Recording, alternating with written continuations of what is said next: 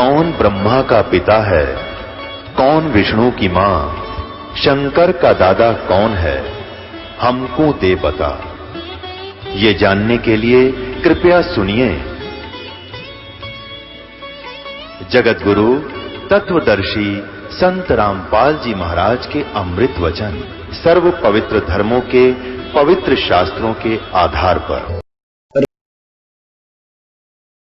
आगे भोग लगाएंगे और तुम्हारा श्राद्ध सफल हो गया। अरे तेरा गजब वही कहते हैं, बहुत श्राद्ध फिर खान कुमाई वो काग हुए कलमाई।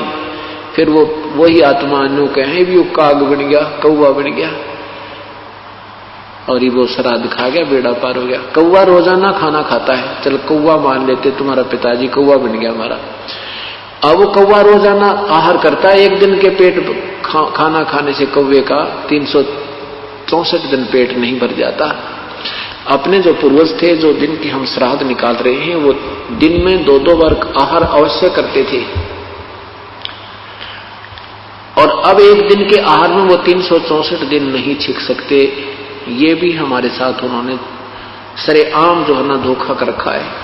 तो अब ये भगत समाज सियाना होगा, तत्व ज्ञान से परिचित होगा तो नादान संतों से पीछा छूटेगा और ये जीवन बहुत आसानी से सफल हो जाएगा। इसमें कोई साधना कठिन नहीं है, सीधा सा एक मंत्र जाप करना है या मजदूरी करनी है या नाम की कमाई करनी है।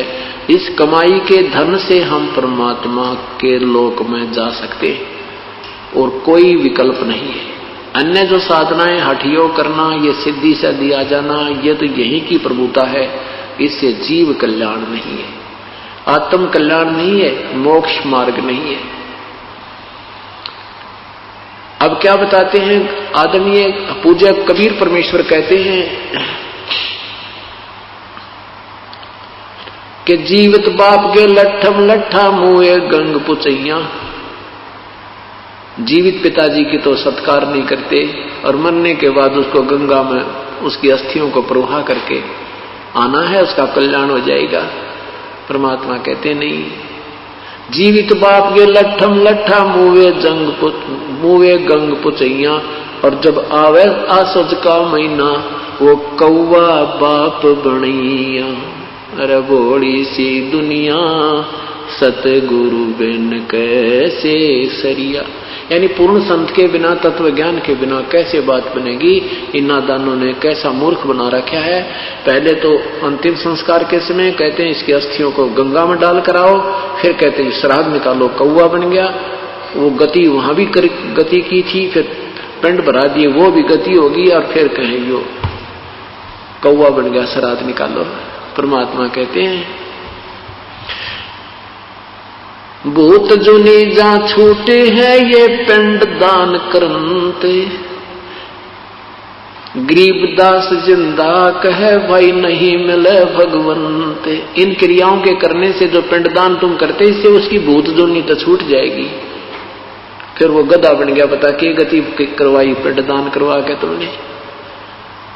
वो तो अब जीवित गति हुए। अब गति करनी हमने अपने आप करवा के जानी है। अपना यहीं पर भक्ति साधना कर लो, यही आपके श्राद्ध निकलन लग रहे। 7 दिन श्राद्ध होंगे यहाँ पे। जो आत्मा यहाँ आ गई उसका कल्याण हो जाएगा और तत्व ज्ञान होगा, मोक्ष मार्ग प्राप्त होगा। यहाँ उसकी भक्ति साधना मिलेगी, उसको कमाई बनेगी। कई प्रकार से कमाई होती है साधना से, जैसे संत के दर्शन से भी पुण्य होते हैं, सत्संग की तरफ चलते हैं, एक कदम का भी बहुत पुण्य है। यहाँ करिए अमर कथा सुनते हैं, इसका भी पुण्य होता है। फिर यहाँ सेवा करते हैं, कोई दान करते हैं, ये सब पुण्य हमने संग्रह करके और यहाँ से सतलोक जाने की तैयारी करनी है। यही हमारा मूल उद्देश्य है सत्संग में आने का। फिर क्या बताते हैं, स्वरत जय सतगुरु की संगत करते तेरे सकल कर्म कट जाई। यदि तुम पूर्ण संत की शरण में आ जाते, ना श्राद्ध निकालने थे, ना अस्थि उठानी थी, ना अस्थि उठाने की आवश्यकता पड़ती, ना उसको गंगा पहुंचाने की आवश्यकता पड़ती, न ही श्राद्ध निकालने की आवश्यकता थी, ना फिर पिंड बनवाना, ना वो भूत बने, ना पितर बनना था, ना पशु बनने। जय सतगुरु सदगुरु पुण्यात्मा, अभी तुम बालक हो, बुद्धि विवेक से जब विचार करोगे इस पृथ्वी पर आपको कोई संत नजर नहीं आएगा। अभी तक कोई सदगुरु नहीं था, या तो परमात्मा स्वयं आए थे या फिर उन महापुरुषों को जिनको साक्षात्कार परमेश्वर ने अपना कराया था उनको छोड़ करके अभी कोई सदगुरु नहीं थे, यानी सत्य ज्ञान कराने वाले नहीं थे। अब इस तत्व ज्ञान से आप तुलना करोगे उन महापुरुषों के विचारों की तो अपने आप पता लग जाएगा वो संत नहीं है। तो यहां क्या कहते हैं, जय सतगुरु की संगत करते तेरे सकल कर्म कट जाई। सकल कर्म, ना भूत बनना था, ना पिंड भरवाने थे, ना गधा बनना था, ना कुत्ता बनना, ना 84 में जाना था। अमरपुरी पर आसन होते जहां धूप न छाई। अमरपुरी सतलोक में आसन यानी वहां तेरा स्थाई स्थान मिल जाता जहां पर कोई कष्ट नहीं है, ना धूप ना छाई यानी कोई दुख नहीं है। सुरत नृत मन पवन पियाना शब्द शब्द समाई। गरीबदास गलतान महल में मिले कबीर गुसाई। मुझे तो गरीब कबीर परमात्मा मिल गए और ये तत्व ज्ञान मुझे दे दिया, मैं तो मस्त हो गया गलतान महल में। हमने तो कोई संशय रहा नहीं, हम सतलोक जाएंगे क्योंकि हम उन्हीं पद चिन्हों पर चल रहे हैं, उसी रास्ते चल रहे हैं जो हमारे पूर्ण परमात्मा ने आकर हमें दर्शाया है।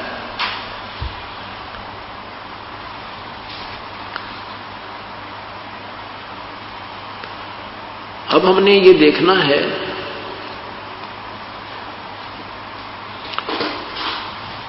सत्संग में आने से पुण्यात्मा को ये तो ज्ञान होगा कि प्रभु की भक्ति के बिना ये मनुष्य जीवन व्यर्थ है।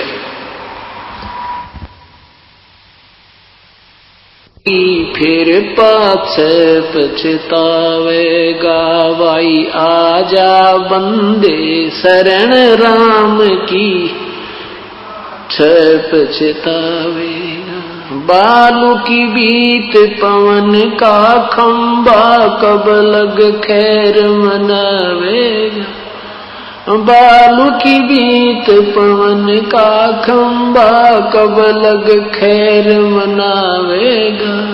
आजम तेरे घट न घेर तू राम कहन न पावेगा। आजम तेरे घट न घेर तू राम कहन न पावेगा। भाई आजा बंदे फिर पाछे पछताए।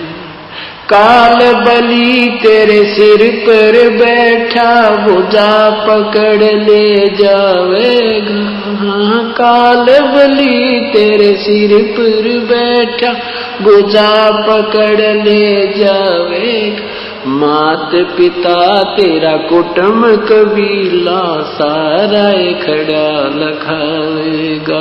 मात पिता तेरा कुटुंब कबीला सारा खड़ा लखावेगा।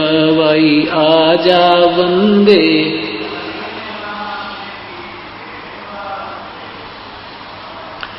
धर्म राय तेरा लेखा लेगा वहां क्या बात बनावेगा। धर्म राय तेरा लेखा लेगा वहां क्या बात बनावेगा। लाल खंभ से बांधा जा बिन सतगुरु कौन छुटावे। लाल खंभ से बांधा जा बिन सतगुरु कौन छुटावेगा। भाई आजा बंदे फिर पोछ पछतावे। दिया लिया तेरे संग चलेगा दराढ़ क्या रह जावेगा। दिया लिया तेरे संग चलेगा दराढ़ क्या रह जावे। कह कबीर सुनो भाई साधो करनी के फल पावेगा। हाँ कह कबीर सुनो भाई साधो करनी के फल पावे। आजा बंदे शरण राम की फिर पछ पछतावेगा। सत साहिब आजा बंदे शरण राम की, फिर पीछे पछतावेगा। अब सबसे पहले हमने राम समझना है। राम किसे कहते हैं? परमात्मा की परिभाषा क्या है? जैसे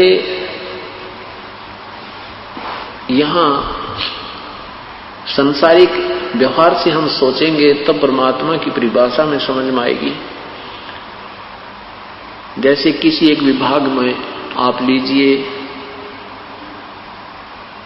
तहसीलदार भी साहब कहलाते हैं, तहसीलदार साहब, फिर एसडीएम साहब, डिप्टी कमिश्नर साहब, कमिश्नर साहब, मंत्री साहब, मुख्यमंत्री साहब, प्रधानमंत्री साहब और राष्ट्रपति साहब, ये सभी साहब कहलाते हैं।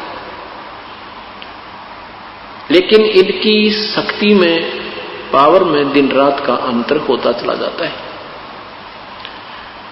यही व्यवस्था परमात्मा को समझने के लिए आपने याद रखना होगा। जैसे तीन लोक के राम हैं, मालिक हैं, स्वामी हैं, प्रभु हैं।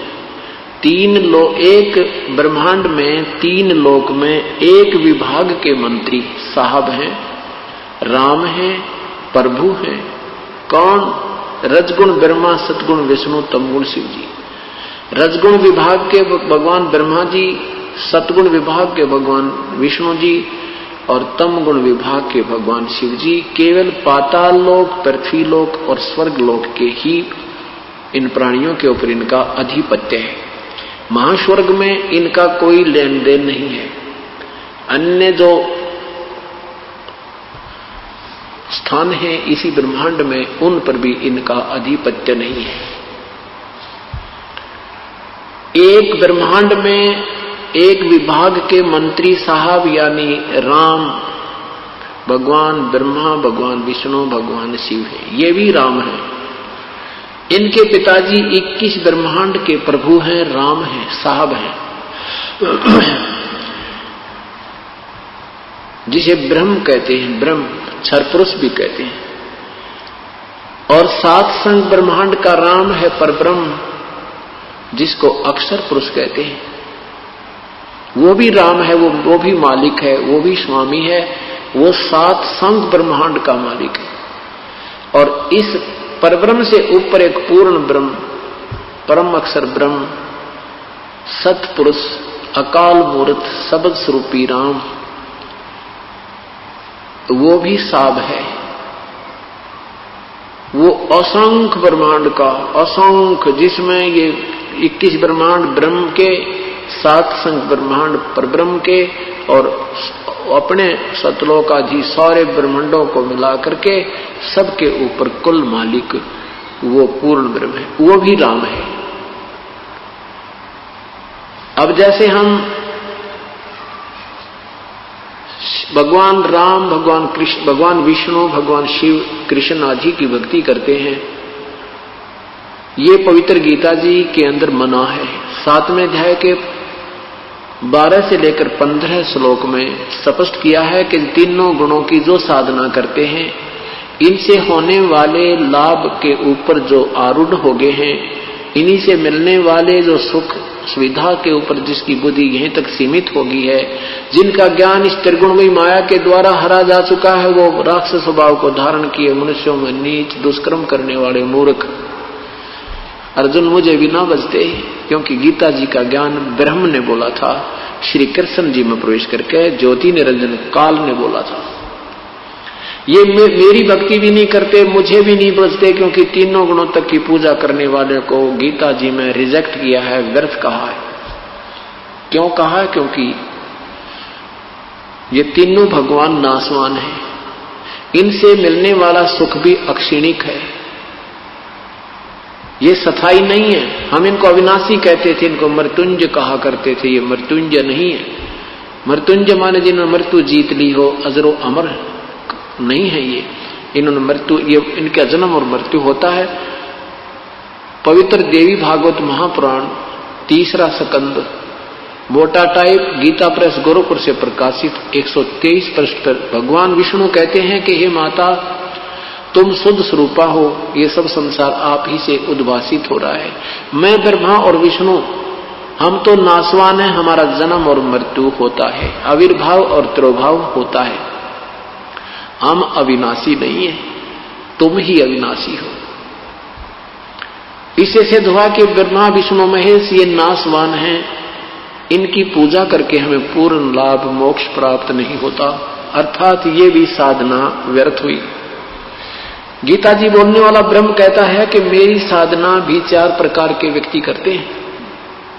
गीता जी के अध्याय नंबर 7 के मंत्र 16 से 18 में एक अर्थार्थी, आर्थ, ज्ञानी, जिज्ञासु और ज्ञानी। अर्थार्थी वो हैं जो अपने धन लाभ के लिए कोई जंत्र मंत्र करते हैं, वेदों अनुसार करते हैं।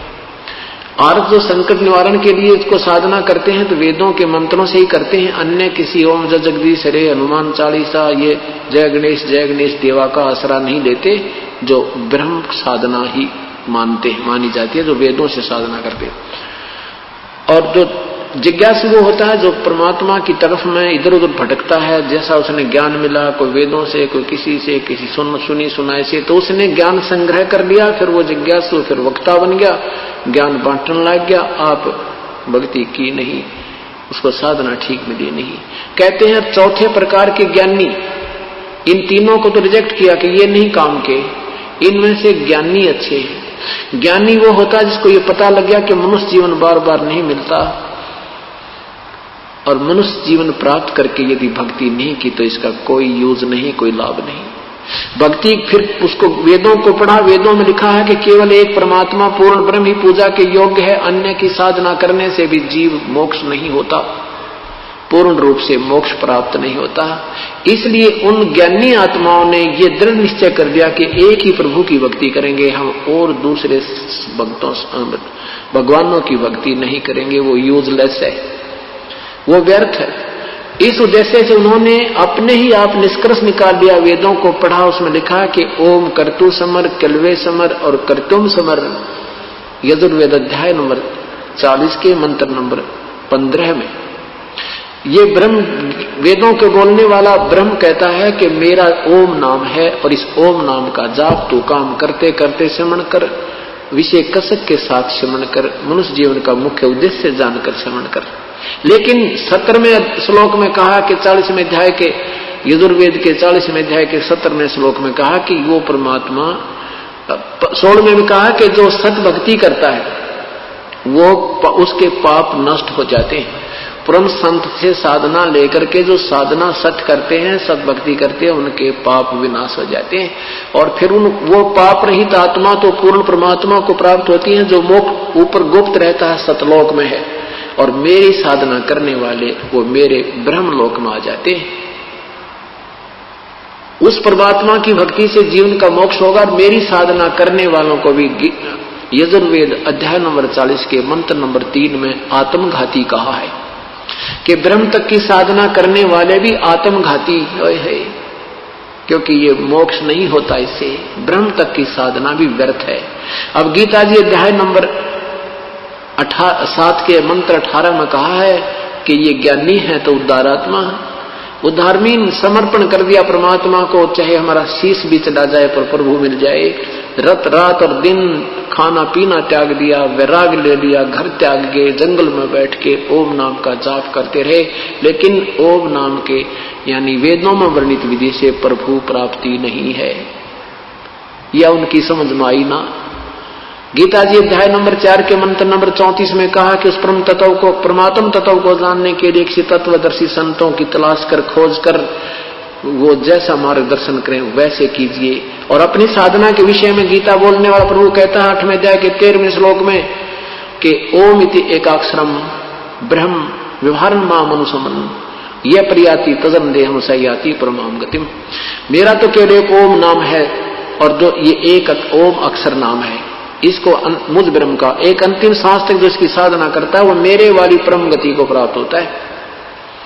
8वें अध्याय के 7वें, 6ठे और 5वें और 7वें श्लोक में कहा है कि जो मेरी साधना करेगा वो मुझे प्राप्त होता है, और युद्ध भी कर और मेरी साधना भी कर।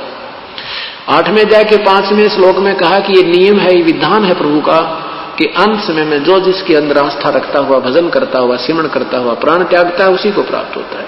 8वें अध्याय के 8, 9, 10 में कहा कि जो उस परमात्मा की भक्ति करता है, उस परम देव परमेश्वर की भक्ति करता है, करता हुआ प्राण त्याग जाता है, तो उसी को प्राप्त होता है।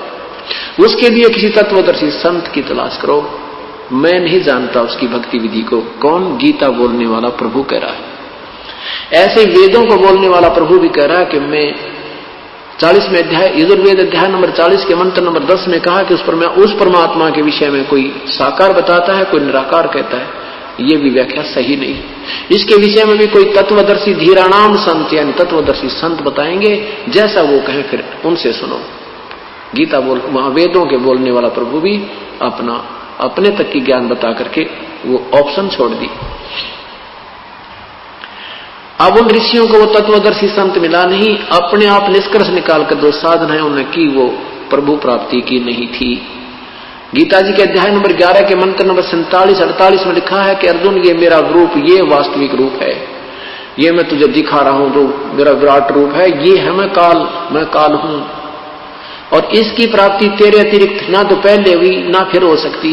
और इसकी प्राप्ति कैसे हो सकती? ना वेदों वर्णित विधि से, ना यज्ञ से, ना तप से, ना जप से, ना किसी साधना से मेरे दर्शन अर्थात ब्रह्म प्राप्ति नहीं है। इसी कारण से संत ऋषियों ने साधनाएं की, ओम नाम के जाप, वेदों अनुसार यज्ञ किए, हवन किए, लेकिन परमात्मा नहीं मिला। गीता जी के अध्याय नंबर 7 के मंत्र नंबर 24 में कहा कि ये बुद्धिहीन जन समूह मेरे उस घटिया अटल नियम को नहीं जानता कि मैं अपनी योग माया से छुपा हुआ कभी भी किसी के सामने प्रत्यक्ष नहीं होता। ये मुझे कृष्ण मान रहे होंगे, मैं कृष्ण नहीं हूं, मैं व्यक्त नहीं होता, मैं अपनी योग माया से गुप्त रहता हूं, अर्थात वो साकार है लेकिन सामने नहीं आता। ये मेरा अटल घटिया नियम है।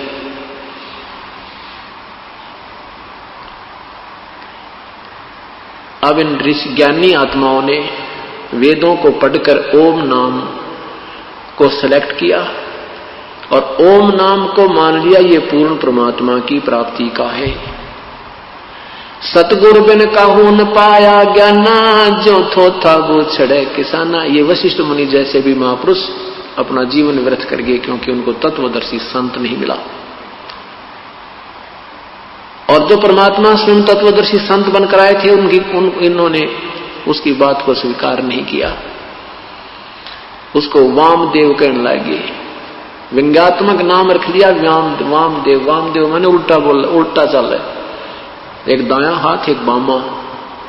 तो वामदेव माने उल्टा ज्ञान प्रचार करने वाला कहने लगे भगवान को। अब देखो पुण्यात्माओं, सारा संसार एक तरफ ज्ञान दे रहा है, ये दास एक तरफ, और ये दास शास्त्र अनुसार बता रहा है जो हमारे सदगंध बता रहे हैं, और अभी तक वो संत दंत कथा सुना रहे हैं। अब वो हमें कहते हैं वो तो उल्टी बात करता है, वो सारी सबकी निंदा करता है। ऐसे ही परमात्मा के साथ इन्होंने व्यवहार किया था। जब वो तत्वदर्शी संत बनकर स्वयं आए थे तब भी उनको रिजेक्ट कर दिया था इन अनजान ऋषि महर्षियों ने, और जिसका अभी तक खामियां भोगना पड़ रहा है। वो तत्वदर्शी संत जब तक नहीं मिला तो क्या हुआ कि इन ज्ञानी आत्माओं ने ये तो पता लग गया कि मनुष्य जीवन बार बार नहीं मिलेगा।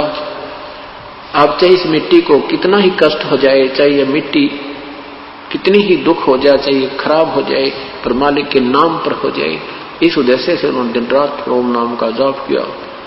उसे परमात्मा नहीं मिला क्योंकि वो रूल है, नियम है। इससे प्रभु वेदों वर्णित विधि से भगवान नहीं मिले। अन्य साथ सुख हो जाते हैं, जैसे अच्छी कमाई बन गई, महास्वर्ग में पहुंच गया, हजारों युगों तक वहां रह गया, फिर उसके बाद इंद्र बन जा कि या पृथ्वी का राजा बन गया, वह सारी कमाई खा कर फिर गधा बन गया, नरक से लग गया।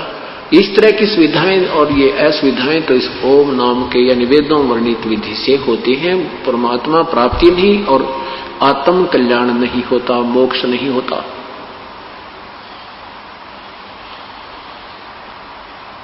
इसलिए गीता जी अध्याय नंबर 18 में 7वें अध्याय नंबर 7 के मंत्र 18 में कहा कि ये ज्ञानी आत्मा है तो उद्धार में ना अपना समर्पण कर दे, जान भी दे दे भगवान के लिए, उल्टी ना हटें।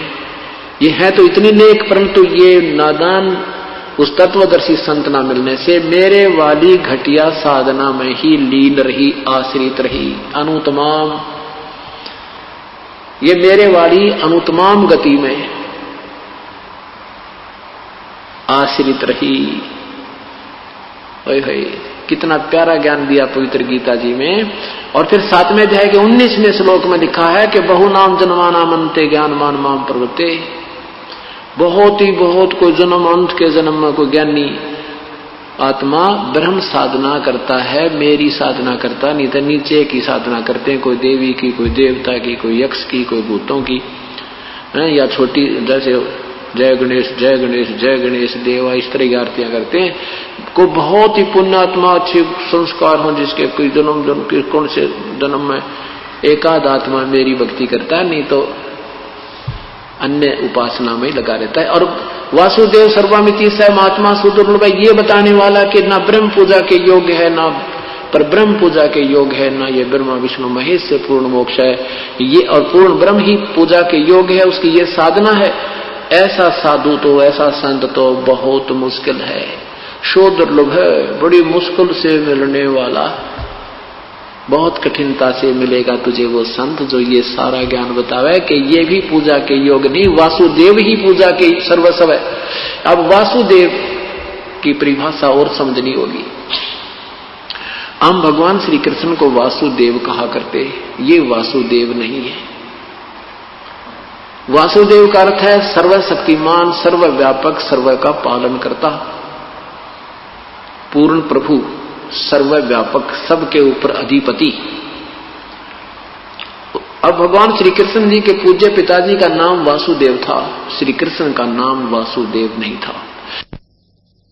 वासुदेव जी का नाम पंडितों ने, ब्राह्मणों ने, गुरुओं ने वेदों में पूर्ण परमात्मा की महिमा वासुदेव नाम से कही गई है। उन वेदों में अच्छे नामों को, शब्दों को निकालकर अपने पुत्रों का, यजमानों के पुत्रों का नाम रखा करते। वासुदेव का अर्थ है सर्वशक्तिमान, सर्व का पालन करने वाला, पूर्ण प्रभु। तो ये कहते हैं वासुदेव सर्वमिति स महात्मा सो दुर्लभ है, ये बताने वाला कि नहीं, वो वासुदेव पूर्ण परमात्मा ही सब भक्ति करने, पूजा के योग्य है और नहीं है, ये कहने वाला संत तो बड़ी मुश्किल से मिलेगा, वो तो तुझे बहुत ही सौभाग्य से प्राप्त होगा, बहुत मुश्किल से मिलता है। अब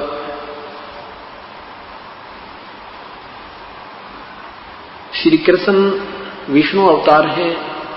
श्री विष्णु जी सतगुण विभाग के एक मंत्री, एक ब्रह्मांड में 3 लोक के अंदर हैं।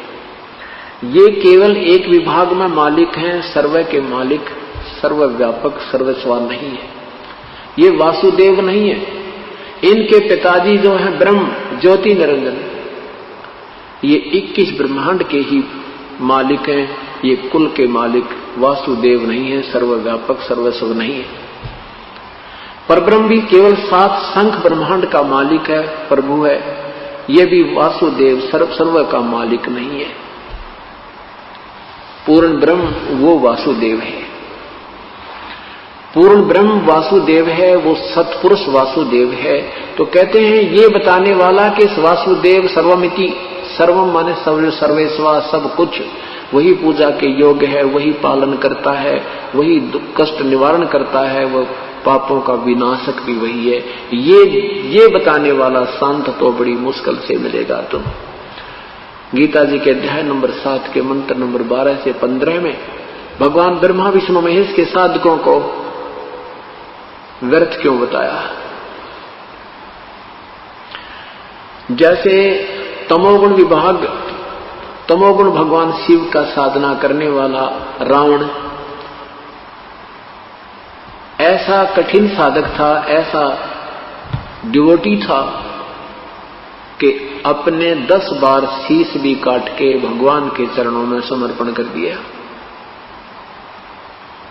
और क्या हुआ अंत में, राक्षस कहलाया, कुत्तेवाली मौत मरा।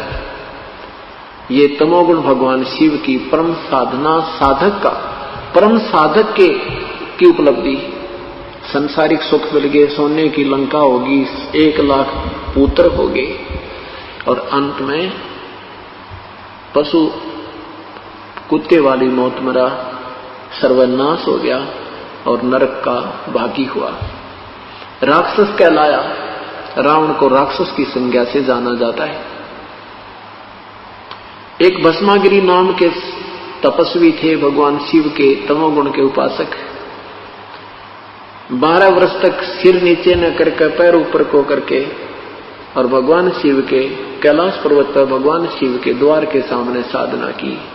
12 वर्ष के बाद पार्वती जी ने कहा, हे भगवान, आप तो समर्थ हैं, आपका दास क्या मांगता है, इसको प्रदान कर दो। पार्वती जी के कहने से भगवान शिव ने भस्मागिरी से कहा कि मांग भस्मागिरी, क्या मांगता है, मैं तेरे से अति प्रसन्न हूं। अब भस्मागिरी के मन में के खोट था कि भगवान शिव को मारूं, इसे भस्म कड़ा प्राप्त करूं, भगवान शिव को समाप्त कर दूं, पार्वती को पत्नी बना लूं। हे भगवान,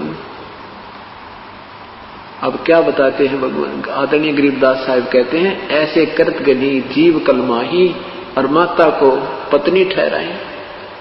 पार्वती माता को और पत्नी की दृष्टि से कामना कर रहा है, ऐसे नीच व्यक्ति पर यह साधना कर रहे हैं शिव की। पर भगवान शिव ने कहा, मांग भाई, क्या मांगता है भस्मागिरी। भस्मागिरी ने कहा कि ऐसे नहीं भगवान, वचनबद्ध हो जाओ तो मांगू। भगवान ने कहा, सोचा भी क्या मांगेगा, एक सिद्धि और मांग लेगा, दे दूंगा। कहा ठीक है भाई, वचनबद्ध हुआ, मांग ले, क्या मांगता है। तो क्या मांगा उसने, कहा कि भस्म कड़ा दे दो भगवान, ये भस्म कंडा दे दो जो आपने हाथ में पहन रखा। उसमें क्या गुण था कि जो किसी के सिर के ऊपर ऐसे करके कह दे भस्म, वो खत्म हो जाता था, उसमें एक ऐसी शक्ति थी। इस बात का ज्ञान भस्मागिरी को था।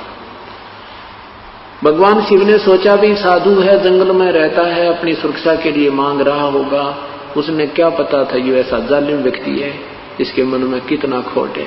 कहते हैं भस्मागिरी की वासना शिव शंकर से जाने नाही, ये सर्वज्ञ कहाँ है भगवान, जिनको ये नहीं पता ये दुष्ट क्या मांगने आ रहा है, इसके मन में के खोट है। तो भगवान शिव सर्वज्ञ भी नहीं है।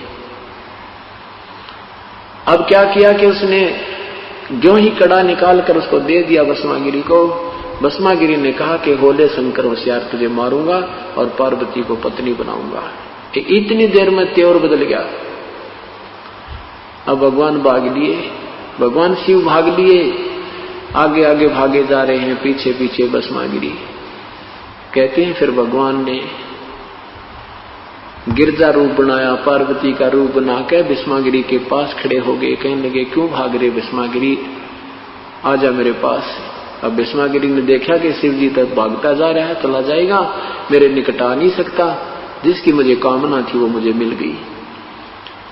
अब पार्वती रूप में प्रभु ने कहा कि भाई आप मुझे डांस करके दिखाओ। भस्मागिरी ने कहा कि मैं डांस तो नहीं आता, मैं तो साधु आदमी, साधना करता था। तो पार्वती कहती मैं सिखाती हूँ। तो पार्वती रूप में प्रभु ने कहा मैं तुझे डांस करना सिखाती हूँ, ऐसे मैं जो गतिविधि करूं ऐसे करना।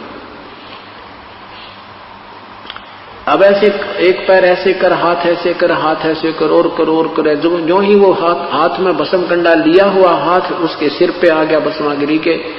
पार्वती के रूप में भगवान ने कहा कि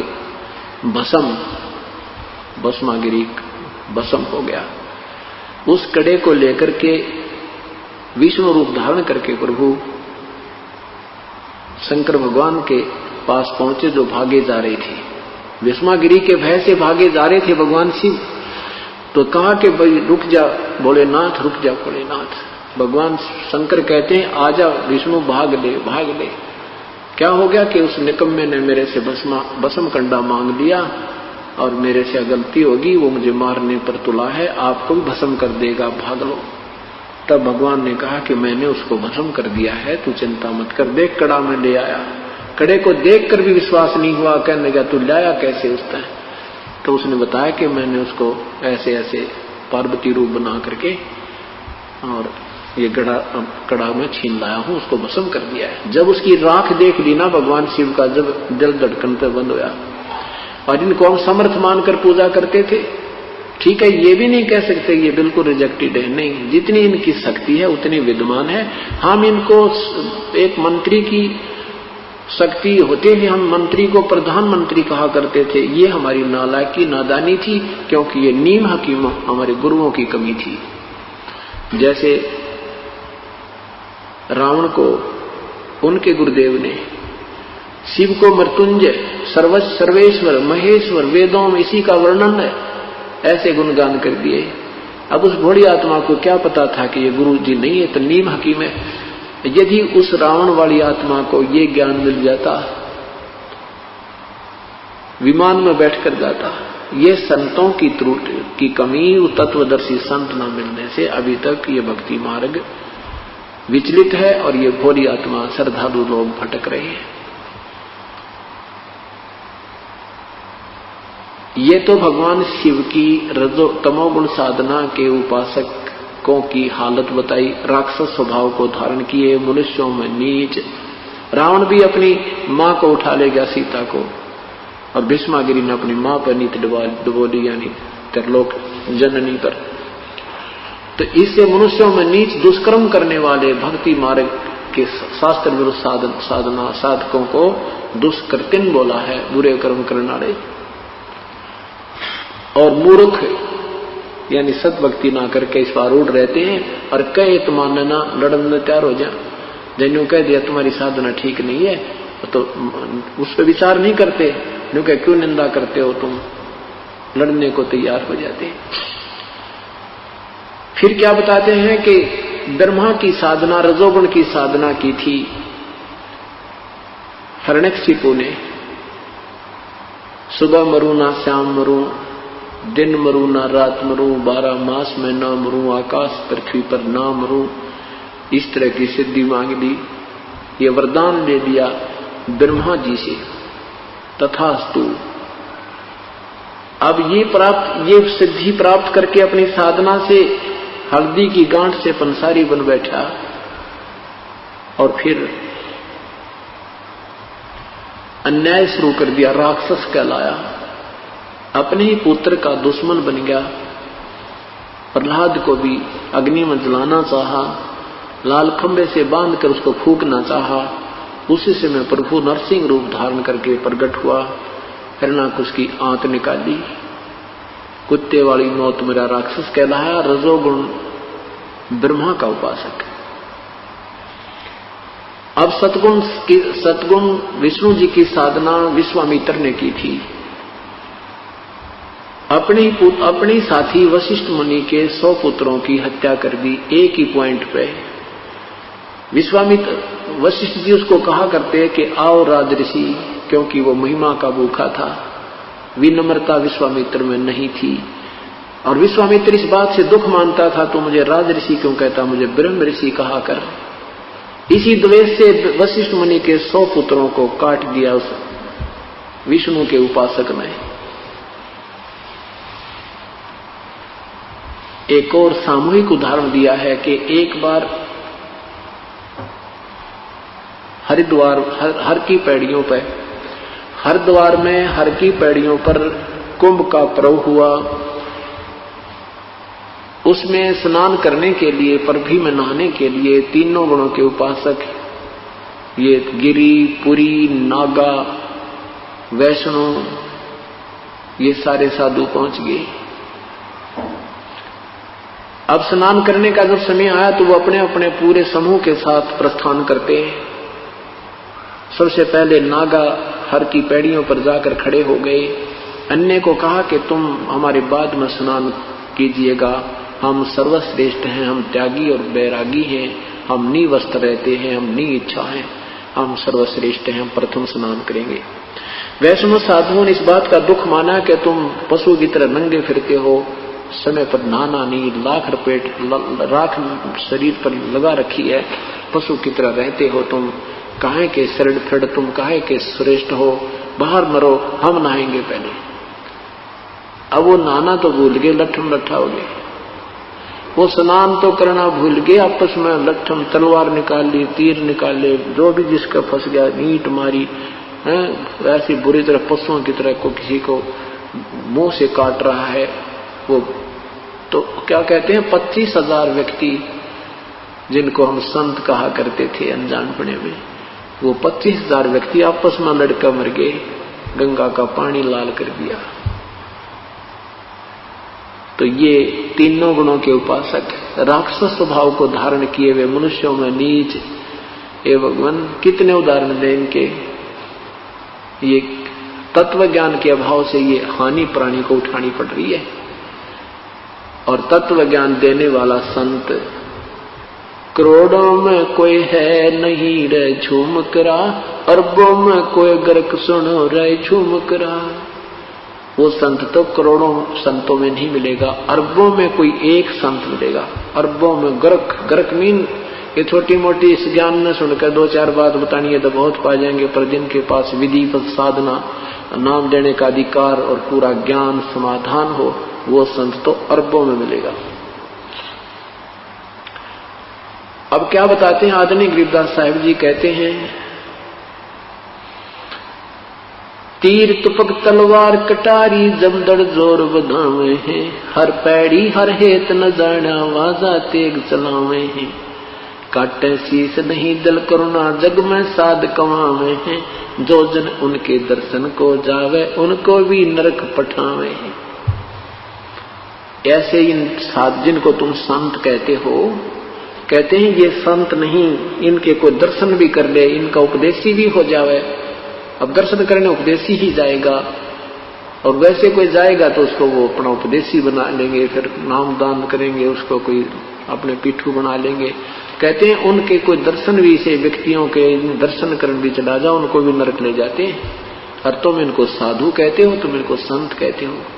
ये तीनों गुणों के उपासकों के विषय में कहते हैं तीर तुपक तलवार कटारी, और डट कर कहते हैं जमा जंग करी उन्हें, और काटे शीस नहीं दिल करुणा, करुणा माने दया, वो जग में साध कमावे हैं, उनको तुम संत भी कहते हो।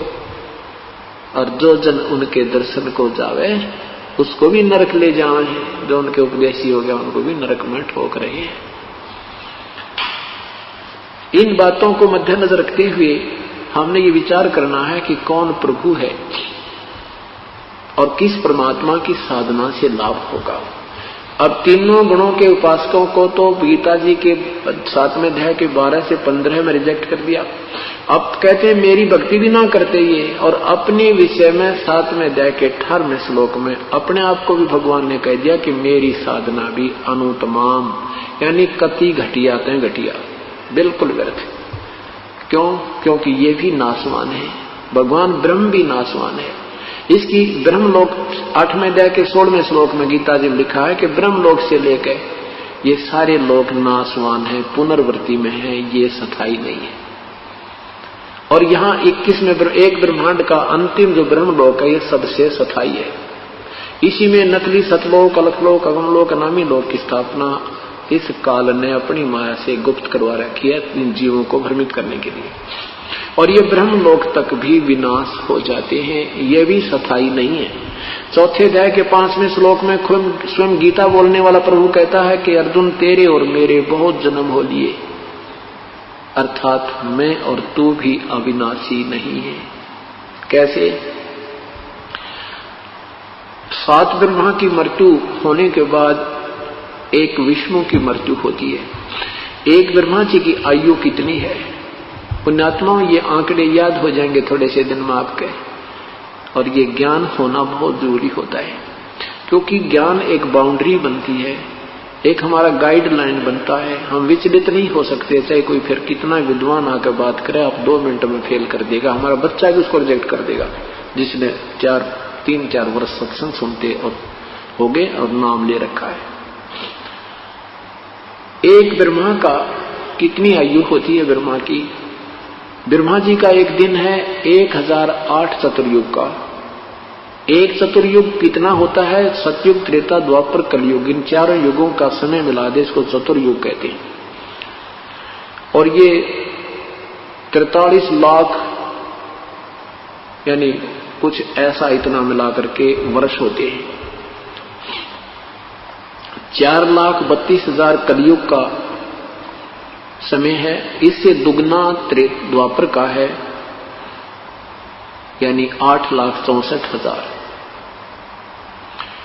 और 8,64,000 में 4,32,000 और जोड़ दे 12,96,000 त्रेता का, और 12,96,000 में 4,32,000 और जोड़ दे 17 लाख कुछ ये द्वापर का सतयुग का। इन तीनों चारों का योग कर दे ये 43 लाख कुछ वर्ष होते हैं। तो इतना एक चतुर्युग ये हुआ। ऐसे ऐसे 1008 चतुर्युग का ब्रह्मा का एक दिन, इतनी ही रात्रि। अब इसको लंप संप लेते हैं, 1000 चतुर्युग कहते हैं। 2000 यानी 2000 चतुर्युग का एक दिन रात हुआ। ऐसे 30 दिन का एक महीना, और 12 महीने का एक वर्ष, और 100 वर्ष की ब्रह्मा की आयु।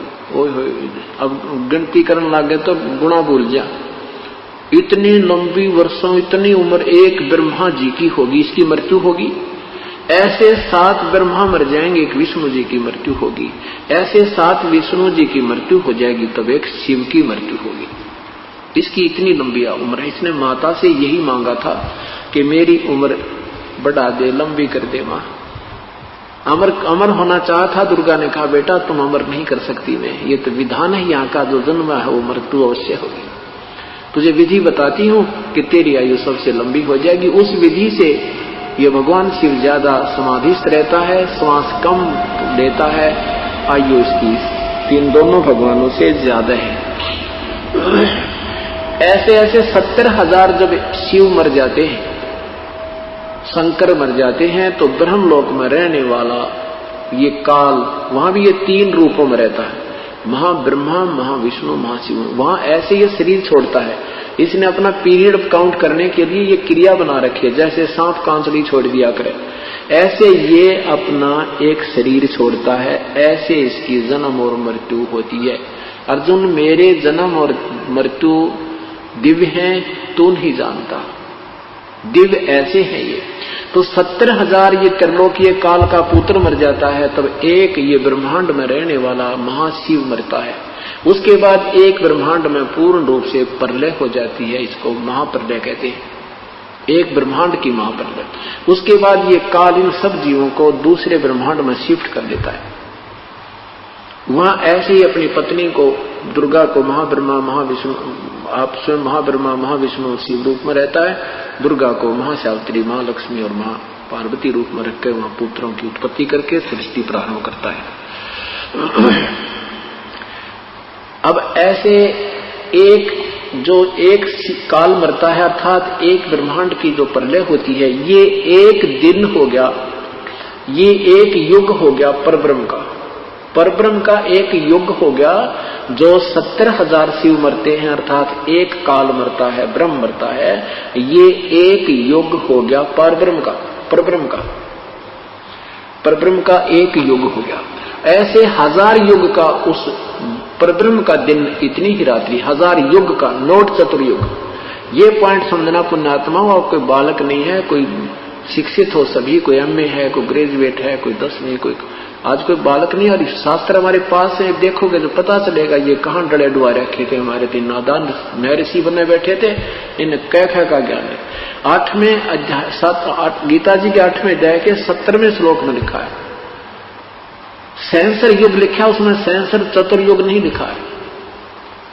ये परब्रह्म की महिमा गाई है, इसमें परब्रह्म के विषय बताया है। दूसरा अव्यक्त, गीता जी के 8वें अध्याय के 7वें अध्याय के 24वें श्लोक में तो अपने विषय में बताया कि मैं अव्यक्त हूं, और 8वें अध्याय के 20 में लिखा है कि वो अव्यक्त, ये सब संसार का नष्ट होने पर उस अव्यक्त में ये सब प्राणी समा जाते हैं, और उस अव्यक्त से भी दूसरा जो अव्यक्त प्रभाव है वो कभी नष्ट नहीं होता, वो तीसरा अव्यक्त, यानी 3 परमात्मा है। ब्रह्म ये प्रथम अव्यक्त।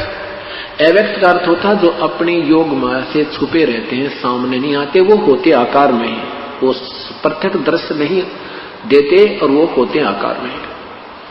वो हमारी रेंज से, हमारी दृष्टि की और हमारी दृष्टि की पहुंच से बाहर होते हैं, इसलिए हम उनको अव्यक्त कहा जाता है।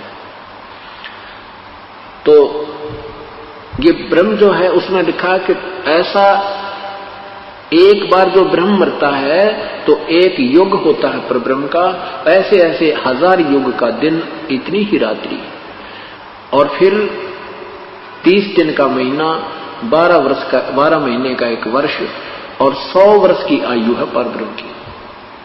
परब्रह्म की 100 वर्ष की आयु है। तो फिर इस परब्रह्म का भी विनाश होता है। लेकिन ये तो कमाल हो गया, देखिए 70,000 शिव मरे, और जब एक बार ये ब्रह्म मरे और फिर उसका एक युग हुआ परब्रह्म का, और ऐसे ऐसे 1000 बार जब यो काल मर लेगा, की मृत्यु हो जाती है, ब्रह्म की मृत्यु होती है सरपुरुष की, तो तब ये 21 ब्रह्मांड का विनाश हो जाता है। तो ये बिल्कुल पूरा प्रलय हो जाता है। इसमें ब्रह्मांड तो रहते हैं, प्राणी नहीं रहते। तो ये सब जीव जो हैं, काल भी, प्रकृति भी, और ये सब प्राणी भी उस दूसरे अव्यक्त यानी परब्रह्म के लोक में रख दिए जाते हैं। और ऐसे 100 वर्ष की आयु जो परब्रह्म की पूर्ण हो जाती है, उसके बाद उस परब्रह्म का विनाश भी ऐसे निर्धारित समय पर प्रभु की कृपा से अचिंत के माध्यम से होता है। उसके बाद फिर इन सभी के ब्रह्मांडों में फिर दोबारा नए सिरे से उत्पत्ति प्रारंभ होती है। अब क्या बताना चाह रहे थे दास कि ब्रह्म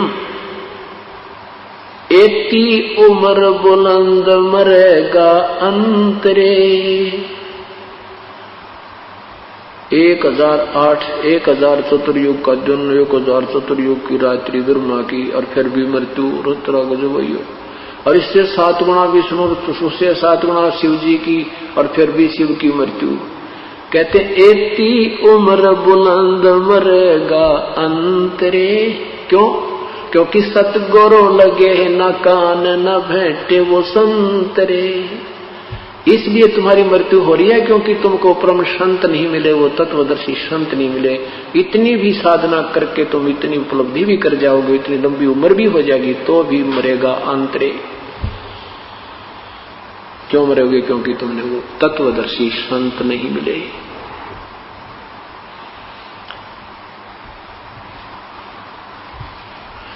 जग सारा रोगिया रे, जिन सतगुरु वेद न जाण्या।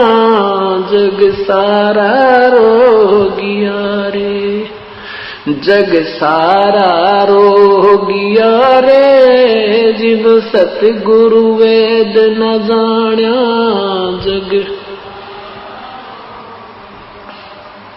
जन्म मरण का रोग लगा है या तृष्णा बडरी खांसी। जन्म मरण का रोग लगा है, तृष्णा बडरी खांसी।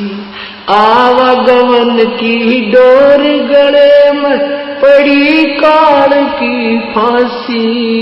जग सारा रोगिया रे, जिन सतगुरु वेद न जाण्या।